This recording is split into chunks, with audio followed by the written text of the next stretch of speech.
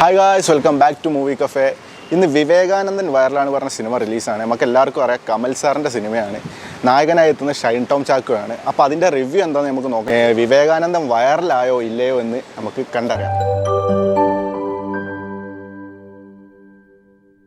പോരാ, കമൽ സാറിൻ്റെ മുമ്പത്തെ പടങ്ങളൊക്കെ അപേക്ഷിച്ച് അത്ര ഒരു ഇതില്ല പടം. ഫാമിലിക്ക് കാണുന്നതിന് കുഴപ്പമൊന്നുമില്ല. ലേഡീസ് കൺസെപ്റ്റാണ്. ആ ഒരു പെണ്ണിൻ്റെ ഒരു കഥയാണ്. അതിലൊരു പുരുഷനെ പീഡിപ്പിക്കുന്ന ഒരു ഭാര്യനെ പീഡിപ്പിക്കുന്ന ഒരു ഇത് കഥയാണ്. കണ്ടിരിക്കുക ബ്രോ. അയ്യോ, ഇത്രയും വേഴ്സ്റ്റ് പടം.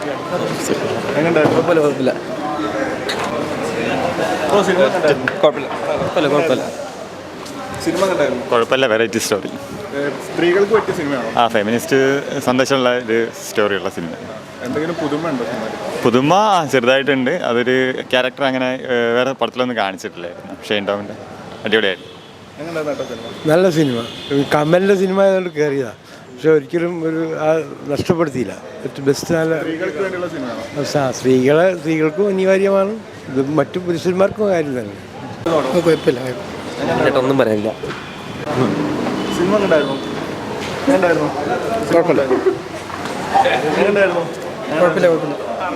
കുഴപ്പമില്ല. സ്ത്രീകൾക്ക് പറ്റിയ സിനിമയാണോ? സ്ത്രീകൾക്ക് പറ്റിയ സിനിമയാണ്. ഫാമിലി ആയിട്ട് കാണാൻ പറ്റുമോ? ഫാമിലി ബേസ് അത് ഓരോരുത്തരും എടുക്കുന്ന രീതി പോലെ ഉണ്ടാവും. പെർഫോമൻസ് ഉണ്ടായിരുന്നു ഷൈൻ ടോം ചാക്കോ? പെർഫോമൻസ് ബേസ് നല്ല പെർഫോമൻസ് ആണ്. കുഴപ്പമില്ല. ഒരു ഫെമിനിസ്റ്റ്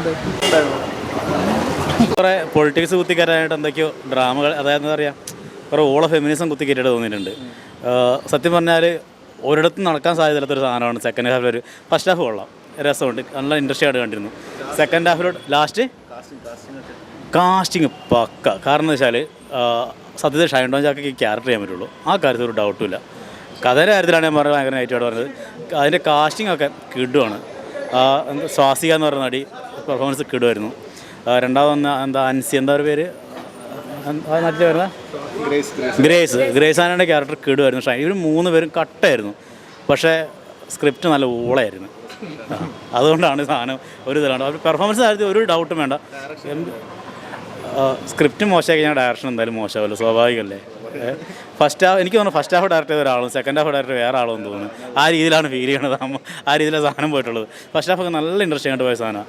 സെക്കൻഡ് ഹാഫ് എനിക്ക് വെറുതെ പൊളിറ്റിക്സ് കുത്തിക്കാരാണ് എന്തൊക്കെയോ കാണിച്ച് കൂട്ടിയിട്ടാണ് തോന്നിയിരിക്കുന്നത്.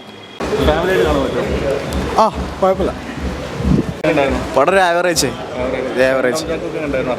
അടിപൊളിയായിരുന്നു. നല്ല കാസ്റ്റിംഗ് ഒക്കെ ആയിരുന്നു. അടിപൊളി ഡയറക്ഷൻ. ഫാമിലി അത്യാവശ്യം ഒരു ഫാമിലിക്ക് ആയിട്ട് കാണാൻ പറ്റിയ കൂടാ.